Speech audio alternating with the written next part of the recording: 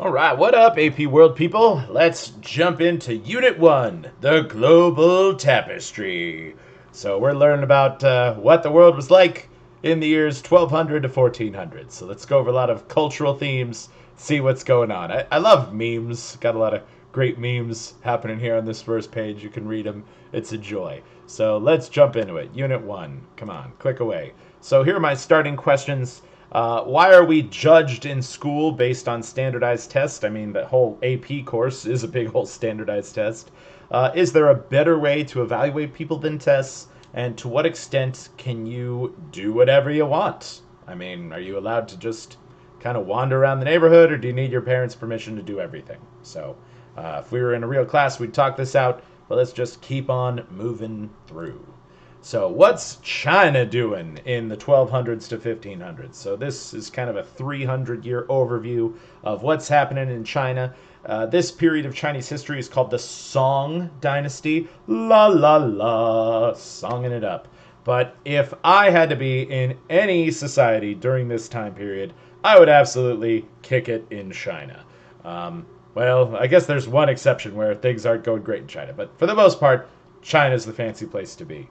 So, I love this little meme right here. The technological advancements and economic boom, they're like, oh, that looks good. But then behind, the barbarians are coming in from the north, so it doesn't look great from behind. Okay, so let's talk about the Song Dynasty in China. They're the first culture in the world to use block printing technology, allowing for the mass spread of information. A lot of people say the Europeans invented the printing press, but they invented an improved versions that the Chinese made the prototype. The Song Dynasty is super wealthy. They have growing commercial power. Not too many people actually made it all the way to China. We are going to learn about some people who do. Hashtag Marco Polo, hashtag Ibn Battuta. But so many people heard rumors that China was this awesome place. Like, people in Europe knew China existed, but it was kind of this mythical land so far away. And people in the Middle East also said, like, wow, China's a really great place. And it absolutely was, especially during the Song Dynasty. I'm going to say this is like top tier China's golden age. Best time in the world for China. So let's keep deep diving into the Song. Now, China likes rice, okay? Rice is a huge part of Chinese culture, served with almost every dish. I know that in South Korea, where I spent some time, that rice is synonymous with the word food, okay? The word bop is both food and rice, so rice is a big deal.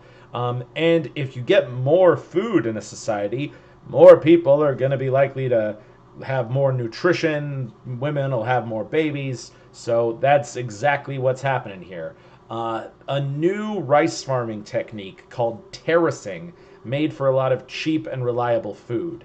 And actually, I should deep dive into this a little more. Terracing had been done for years, but during the Song Dynasty, they put in a lot of effort to, like, carve up mountains, okay? And to explain terracing, it's when you turn a mountain into these series of steps, and you then create these pools of water on each step of the mountain and turn it into a rice paddy. So this is a really effective way of using mountainous terrain to grow rice. And they found that it actually grows rice even better than if you were in a flat plain. So it's like, wow, awesome.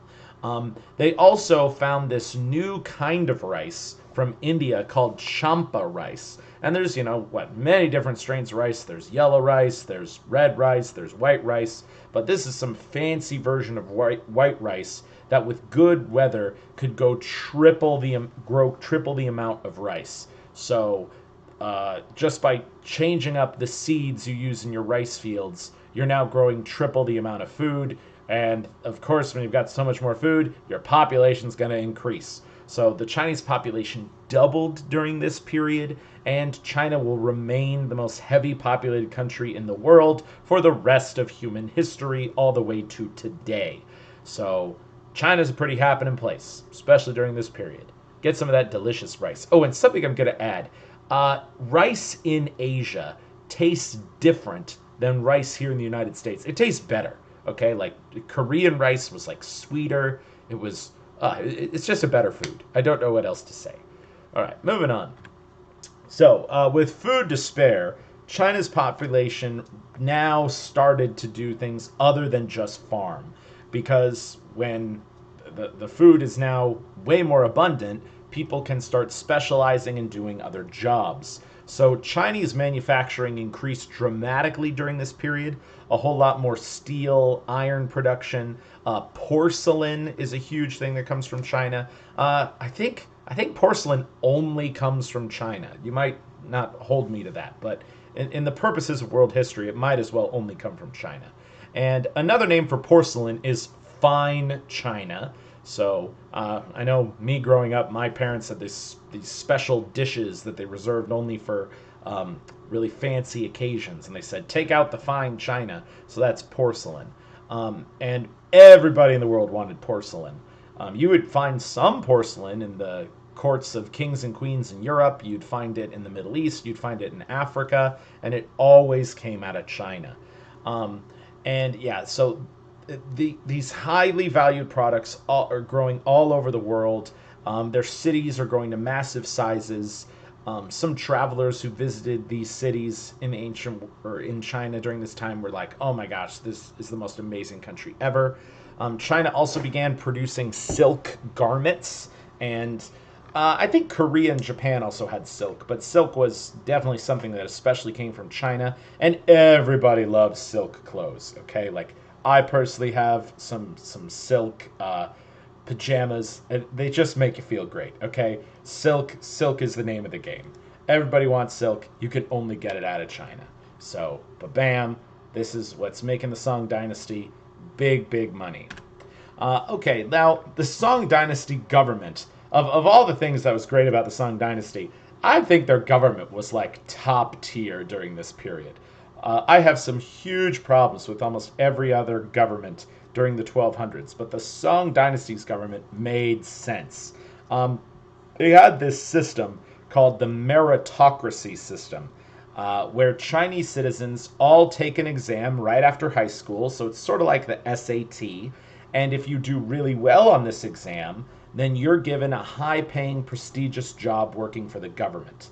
And a cool thing is, anyone in Chinese society could take this exam, allowing for poor kids to become rich. So that's pretty cool. Societal advancement, hey. And I think to a degree we have this. I mean, if you take the SAT or the ACT and you get a really high score, well, you might get a full ride scholarship somewhere. So yeah, we sort of copied this in our modern society. And the Chinese government, their bureaucracy, was probably the most elaborate government system in the world at this time. And during this time, they were generally working to keep the country rich and effective. Near the end of the Song Dynasty, their bureaucracy is going to grow super big, and it's going to cause a collapse of the economy, but that happens later. Okay, right now, everything's going good. So, bop it up, Song Dynasty. Have that good government, good bureaucracy, and a good system for people to rise through the ranks of society. Okay, now this is a thing that you've all, I'm sure, heard of. The Song Dynasty built some pretty cool things. I've already mentioned it's the best place to live. No major wars, no major famines, great technology and trade connections. They also expanded their two big building projects. The Great Wall, because, hey, they kept having these threats from barbarians in the north. So they're like, let's build a wall and keep them out. They didn't finish the Great Wall during this time, and they also didn't start the Great Wall during this time. The Great Wall was kind of like started in like 300 BC, and then they slowly edited it more and more. But I think I can confidently say that most of the heavy construction on the Great Wall was during the Song Dynasty. They also built something called the Grand Canal, and it's this man-made river that connects China's two major rivers. The I think it's called the Yellow River. It has a couple different names, but the Huanghe and I want to say the Yellow River are now connected on a north-south channel. So it's this giant man-made river that's now connecting all of China's rivers together, allowing for greater trade and movement. And no other country in the world was doing these epic building projects. So it's just showing off how top-rated China is during this time. Moving on. So now let's talk about Chinese culture during this time. It's largely based on Confucianism, also sometimes called Neo-Confucianism, because Confucius lived in like 300 BC, and now they're bringing him back, so Neo-Confucianism. And what is Neo-Confucianism all about? Well, it's a lot of this kind of traditional Chinese cultural stuff. You got to have filial piety. I might have said that wrong, but it's where you value your family and your elders above all else. Like your dad tells you to do something, you better do it. Also, like grandma comes over, you clean the heck out of your room and you show all kinds of love to grandma. So definitely follow your family. The family unit is everything. Another part about Confucianism is you're to create harmony with nature and society. You are to just sort of follow orders, follow the rules, do what you're told. So this is anti-individualism. So this is kind of like against what Europeans largely think. Europeans, they're sort of told to like invent stuff and go out of your way and explore. But in Song Dynasty China, it's like be chill, be a part of society's wheeled machine. Human activities are considered sacred, so in this way, I sort of accept it as a religion. I mean, during this period, there's a whole lot of like, I want to say meditation, but it's not quite that. It's just sort of Chinese people just vibing with their life. But something you got to know about Confucianism hates women, okay? Women, your only purpose in life is to be in the home, make dinner, have babies. So definitely anti-lady. And the Song Dynasty really promoted Confucianism. I keep screwing that up. Confucianism as a response to Buddhism growing in China. So the Song Dynasty, I don't know if they made Buddhism illegal, but they definitely didn't want Buddhism to spread in China anymore. So they were like, let's really push Confucianism on people because it's kind of China's vibe. All right. And something else you got to know: Japan and Korea totally copying China at this time.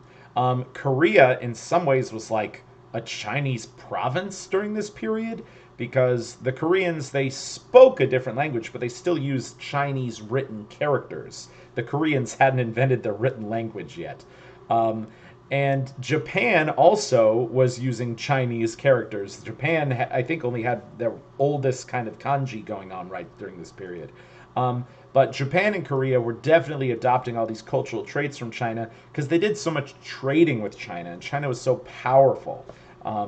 If Korea or Japan tried to like declare war on China, they would lose. Like China was just so big and so economically prosperous. So they were definitely like whatever China's doing, we're going to copy so much of it.